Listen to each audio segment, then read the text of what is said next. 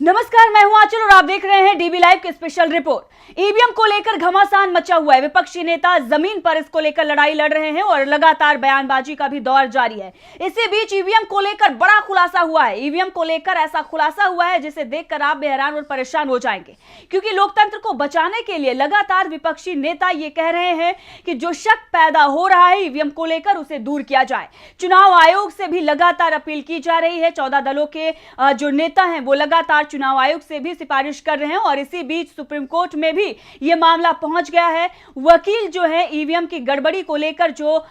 याचिका दायर किए हुए हैं वो किस तरीके से दलीलें दे रहे हैं और ये बता रहे हैं कि ईवीएम में गड़बड़ी हो सकती है। तमाम तरह के सवाल खड़े हो रहे हैं। इसी बीच सोशल मीडिया पर एक वीडियो भी वायरल हो रहा है, लेकिन जो खबर अब आई है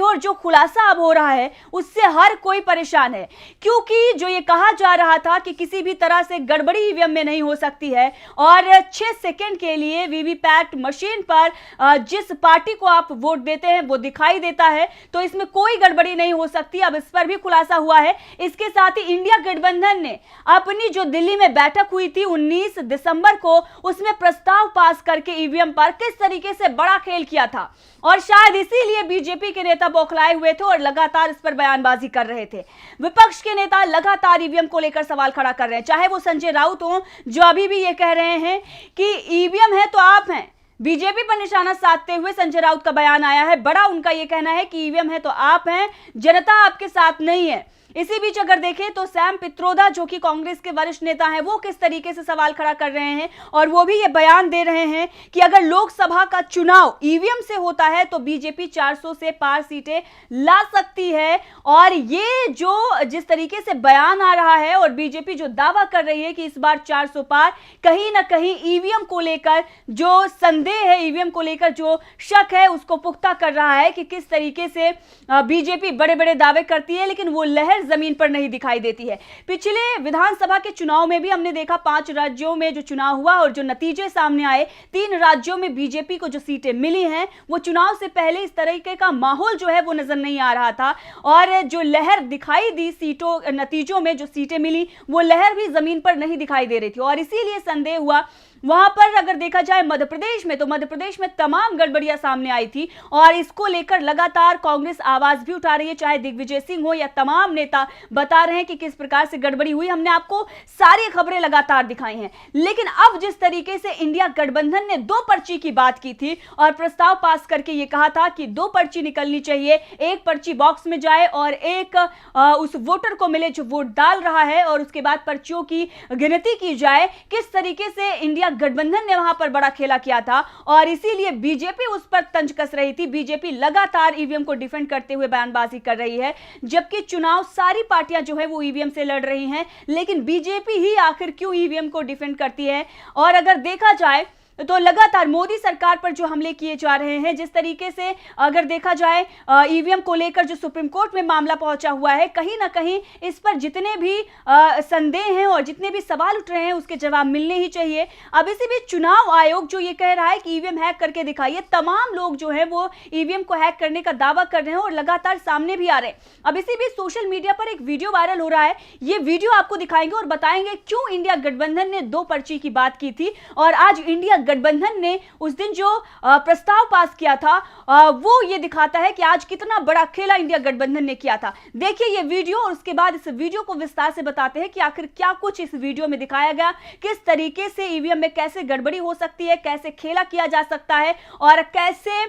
जो अभी तक सवाल खड़े आ रहे हैं, जो खड़े होते आ रहे हैं और जो गड़बड़ी की बात की जा रही है वो गड़बड़ी कैसे सही है कि अगर आपने 2 बार केले का बटन दबाया है, लेकिन अगर आप पर्ची देखेंगे तो वहां पर एक केले की पर्ची निकल रही है और एक सेब की पर्ची निकल रही है। जाहिर तौर पर बात यह साफ है यहां पर कि अगर आप किसी एक पार्टी को वोट देकर आते हैं, दोबारा अगर आप जाते हैं वहां पर उसी पार्टी को वोट देते हैं, लेकिन जब पर्ची निकलकर सामने आती है तो किसी और पार्टी की आ सकती है। अब उसमें से वो कोई भी पार्टी हो सकती है, जो प्रोग्राम सेट करेगा, जिस पार्टी पर प्रोग्राम सेट किया जाएगा उसी को फायदा मिलेगा। जिस पार्टी का चुनाव चिन्ह वहां पर प्रोग्राम में सेट किया जाएगा उसी पार्टी को वोट मिलेंगे। अब इस तरीके से एक एक बड़ी जो गड़बड़ी है वो प्रोग्राम के जरिए की जा सकती है, इस व्यक्ति का यही कहना है। ये वीडियो आप लगातार देख रहे हैं और तमाम जो न्यूज चैनल हैं वो किस तरीके से ईवीएम में गड़बड़ी नहीं हो सकती है इस बात के रट लगाए हुए हैं, लेकिन सोशल मीडिया पर यह वीडियो वायरल हो रहा है। तमाम लोग जो यूट्यूब चैनल पर हैं वो भी इस वीडियो को लेकर बात कर रहे हैं।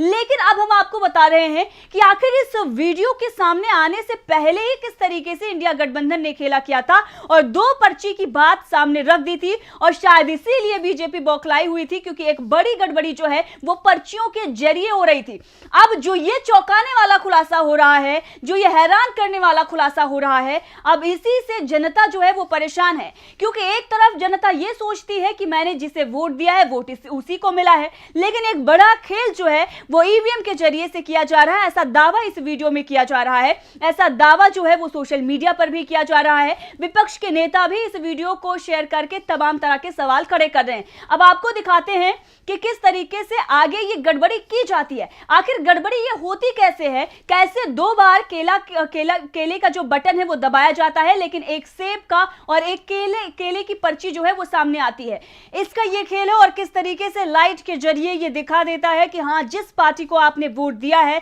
उसी को मिला है, लेकिन फिर पर्ची जो छपती है वो किसी और ही पार्टी की निकल आती है, जैसा कि यहां पर दिखाने की कोशिश की गई है। अब इस वीडियो के सामने आने के बाद तमाम तरह के सवाल खड़े हो रहे हैं। वहीं पर अगर देखा जाए तो ये वीडियो जब सामने आया तो जनता ने भी इस पर सवाल खड़े करने शुरू कर दिए। आखिर क्यों नहीं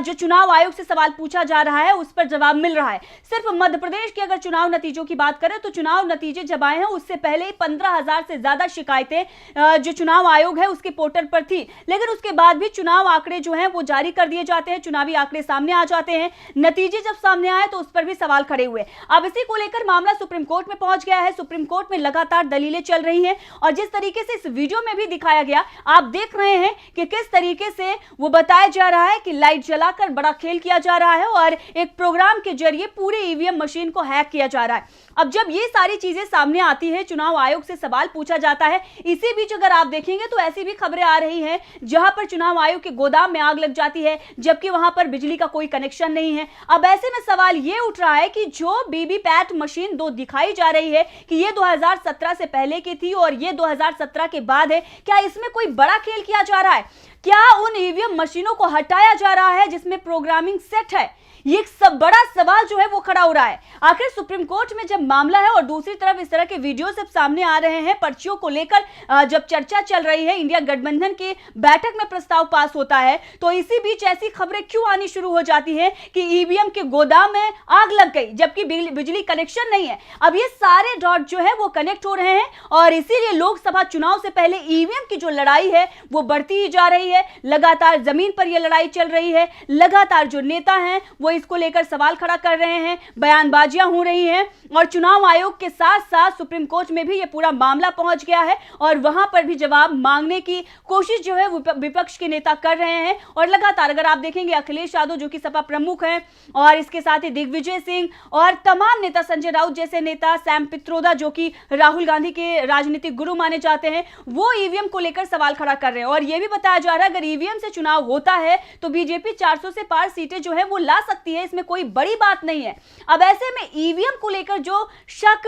पैदा हो रहा है, जो संदेह हो रहा है ईवीएम को लेकर, अब इसको चुनाव आयोग कैसे दूर करता है? जो चुनाव आयोग 2017 में ये कहता है कि कोई भी हैक करके दिखा दो और उसके बाद अगर देखें तो हरिप्रसाद का भी मामला सामने आया जिन्होंने ये बताया कि मुझे बुलाया तो गया कि आप ईवीएम हैक करिए, लेकिन उसके बाद बिना हैक किए ही मुझे गिरफ्तार कर लिया जाता है, तमाम तरह के आरोप लगा दिए जाते हैं। तो इस तरह के मामले हैं, लेकिन अब जनता में असंतोष है। अगर आप देखेंगे तो साफ साफ आपको पता चलेगा कि जो वोट प्रतिशत रहा है जो विधानसभा चुनाव में और जिस तरीके से नतीजे सामने आए हैं उस सबको देखते हुए ये लग रहा है कि कहीं ना कहीं जो जनता है वो विपक्ष के समर्थन में है और तमाम तरह के जो सवाल खड़े हो रहे हैं उसके जवाब सरकार को भी और इसके साथ ही चुनाव आयोग को भी देना ही होगा। वहीं पर जो बीजेपी के नेता ईवीएम को डिफेंड कर रहे हैं, अब उन पर भी सवाल खड़ा हो रहा है, क्या किसी लाभ के चलते ही वो ऐसा कर रहे हैं? देखते रहिए डीवी लाइव, मैं आंचल।